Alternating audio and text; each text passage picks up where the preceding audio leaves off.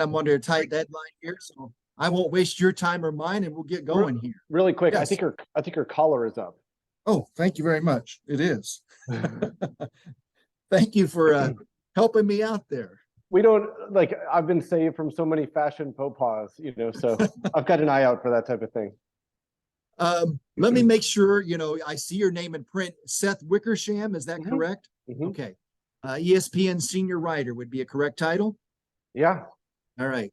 Seth, first of all, let me ask you, how did this interview process come about, and how did you conduct the interview?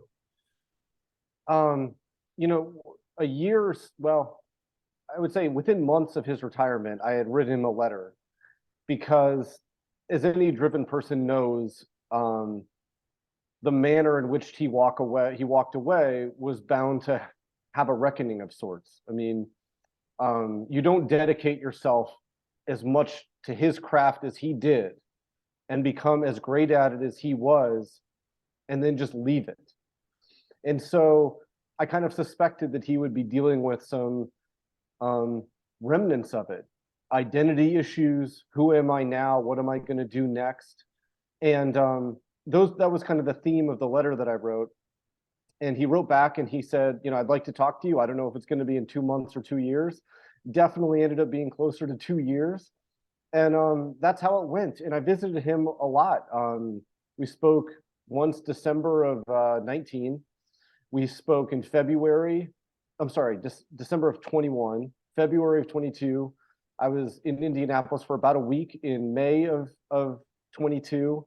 I visited him again in Indianapolis on his last full morning there. And then I saw him out in California at Stanford, where he's now getting his master's. And so that was kind of the process.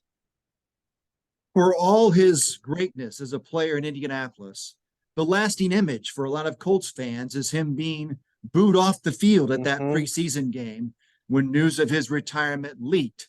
Yeah. And certainly one of the biggest things I took from your article was he now feels badly and he recognizes that was poor timing. How much did you get that sense from him? Well, I got a lot of sense of it because it's true. I think that if he could do it over again, he would have retired earlier, which is kind of funny. But he came back in the 2018 season, just maybe had the best year of his career. They won a playoff game. And I think in retrospect, he wishes he had just hung it up. I think that by that point, I think that he was kind of done with football, but wasn't quite ready to admit it. He got married in the offseason, ended up getting ready to have a child in the offseason.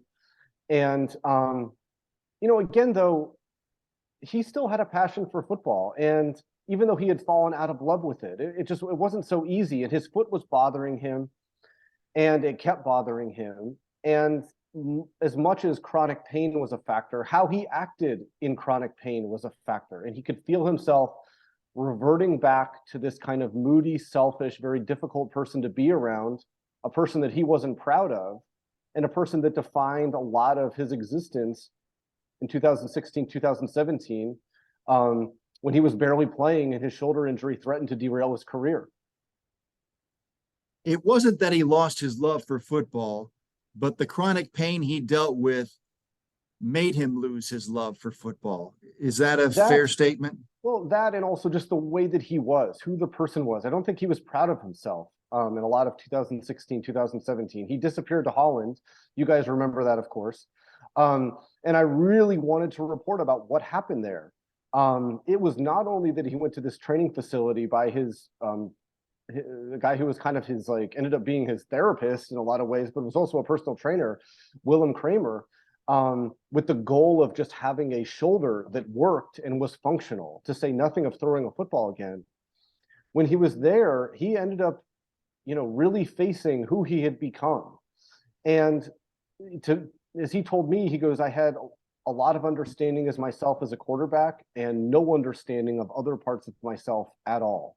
No understanding. And his girlfriend at the time, Nicole, now his wife, was frustrated because she felt like that he needed to have such a design for his life, had to have so many silos in order to live up to the expectations of the city himself and the organization. that she ended up being one of those silos. And she flat out told me, like, I had no place because Andrew wouldn't communicate with me about anything, about how bad in pain he was, about what he felt, about anything. So he came out of that experience in Holland at the beginning stages of being a different person. And so I think that when he went back and he hurt his leg again in 2019, that was the current person who was dealing with that, a person who had been resolute that he was going to put himself first, his family first. And those are big reasons why he walked away. Seth, he told you that even now, so much of his identity was wrapped up in being a quarterback. Is wrapped up. Yeah, still is. And so he's still trying to figure out who he is after being a quarterback, right? Yeah, being a quarterback, especially one like him, a generational talent, the first pick of the draft, this guy whose build is like the greatest thing since John Elway. I mean, it's almost like being a president in America where nobody ever looks at you as anything but that guy. And he is kind of similar in that he doesn't necessarily look at it. It's taken a long time for him to look at himself as something other than that guy. And when it comes to his retirement, he's still processing things. And after all these years, after being away and everything that's happened to the Colts and everything that's happened to him since that day in August of 2019, at the end of the day, he still told me he has the clarity that he doesn't need clarity and that he may never have all of the answers or any of them for that matter. I think he looks at himself much less in terms of, do I regret making this decision? Because I don't think he regrets it. He does regret the timing of it, but he doesn't regret the decision. I think he looks at it more like, well, what does that decision reveal about me and who I was and who I am? And those answers are difficult. Is he at peace with his life where he's at now? I think so, but it's all relatively speaking within like the hardwiring that he had created for himself. I think that he's enjoyed being a father and he's been a stay-at-home dad, but he also knows that he wants to have a career, and because it's him, because of the way that he's conditioned himself, and because he's Andrew Luck, it has to be something meaningful. So he's back at Stanford. He's in the graduate program getting his master's in education, where he's thinking very strongly about becoming a high school coach and teaching in high school. Obviously, people in Indianapolis are well aware of how much he cares about education with his book club and trying to increase local literacy rates.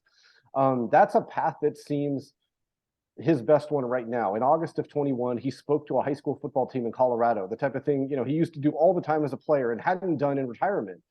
And he left that experience just smiling, and kind of being willing to accept that football and being a quarterback is part of his life and always will be, because for a long time after he retired, he really tried to distance himself from football. So he wants back in football, but let's be clear, he's never coming back to play football. I can't see it. I got so many texts today from NFL people saying, great story. Are you sure he doesn't want to come back and play for us? Obviously, it's a question that I asked him a million different ways, wondering if one time he was going to say, you know what? Yeah, I think I am going to come back. Maybe this year. Who knows? But I don't think so. I think there's things he misses about the game, but I don't think he will trade the things that he has in his life right now for the game, knowing the way that he approached it, where he was all in to the exclusion of almost everything else in his life. And maybe there's a middle ground in there that other people are able to find their way through. But he's not been someone who's been able to do that. He told me he thinks he could get his body ready for a season, but probably not through it. And those are two separate but related things. And at least for now, it sounds like he doesn't want to be in the NFL as far as football in terms of coaching. Yeah. I think that he wants to impact young people. And I think that going back to his days in Indianapolis and his charities and what he really cared about outside of being a great quarterback, I think there was the impact on young people and the security of the knowledge that he has something to share. It's not an arrogance like I know better, but it's like, hey, he's kind of saying, I have had a very unique experience in this game. I've learned a lot from it. It's taken things from me. I've allowed it to take things from me, but I love it. And I think he wants to try to share that with kids who are impressionable. Seth, congratulations on getting the story, a story all of us in Indianapolis would have loved to have told. Did you get a sense from Andrew and his family if they'll be returning to Indianapolis after his education is completed? Is this now home, or will he be going back to California for good, so to speak? Yeah, I don't know. I don't know if he looks that far ahead in the future. I mean, they still have their house there. I don't think they're planning to sell it anytime soon. I could see him becoming a teacher and football coach somewhere near a ski resort in Colorado. I think that that's in a lot of ways where he's happiest. But I was there, on his back porch overlooking the lake on his last, day in Indianapolis. It was very early. We were watching the sunrise, drinking coffee, and he said, "Life has been lived here, not perfect life, but life." And I think that that place and those people matter a lot to him. Seth, thank you so much for your time. I think I'm good unless there's anything else that you'd really like to stress that, was impressed upon you through this. No, I appreciate it. Thank you. Thank you, Seth. Have a great day. You too.